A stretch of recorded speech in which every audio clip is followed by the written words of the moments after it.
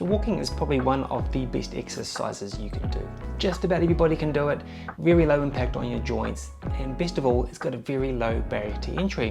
All you gotta do is pop your shoes on, or even wear no shoes, and away you go. But there is a few things that you can do to get more benefit from your walks. And that's why in this video I want to share with you 7 of my favorite tips that you can do to get more bang for your buck from your walks. Hi there, I'm Craig from Chiropractic, and I've been helping people feel, move and function better for the last 14 years. And before we start, if you like this content, please hit the like and subscribe button, and that way you won't miss out on future content.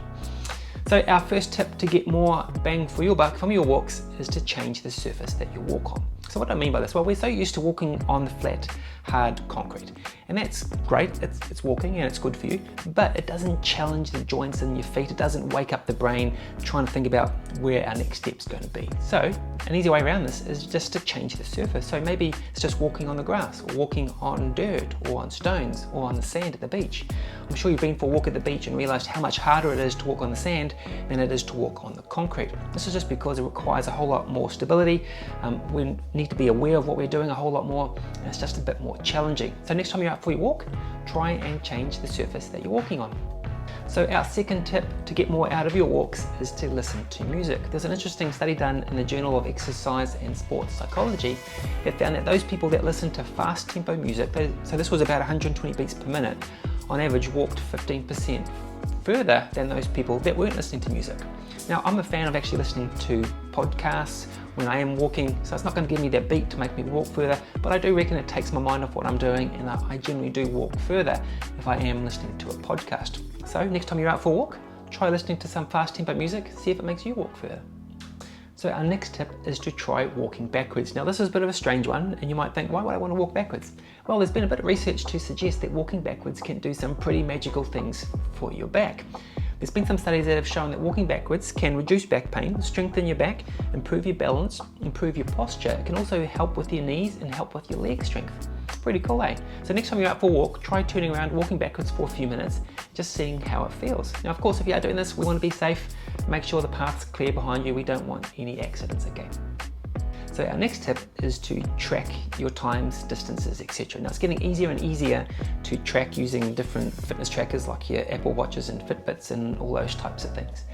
But there was an interesting study done recently where what they did was they had people that tracked their walks and their times, etc., but wrote them down. And they found that those people that tracked and then wrote their results down actually walked on average 15% more than those people that were just tracking their walks but not actually writing it down.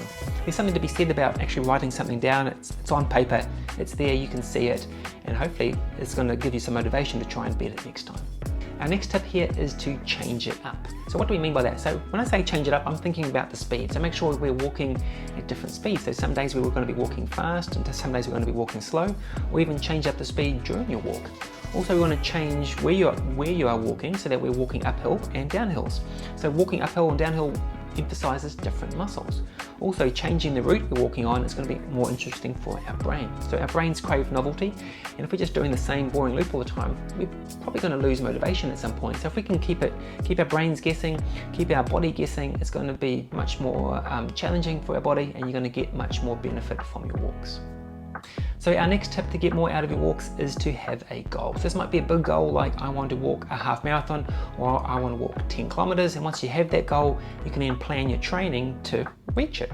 Or it might be something simple like I'm going to plan on walking 5,000 steps a day, or 6,000 or 8,000 steps a day. You can track this on your activity tracker and write it down like we said in the last one.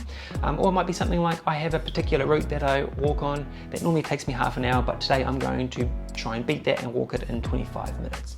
I just find having a goal gives me a bit more motivation to keep on going, and that way you are going to get more out of your walks.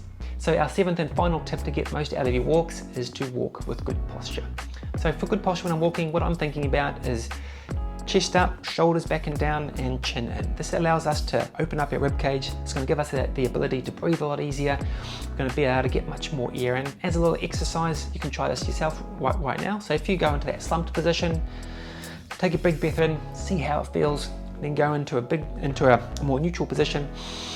Take the big breath in, and you can see how much more oxygen you can actually get in. Also, a little experiment to try here with posture is when you are walking, try breathing through your nose. There's been a lot of research to suggest how nasal breathing is so much better for you than breathing through your mouth. So when you're out for your walk, keep your mouth shut, breathe through your nose, see how it feels.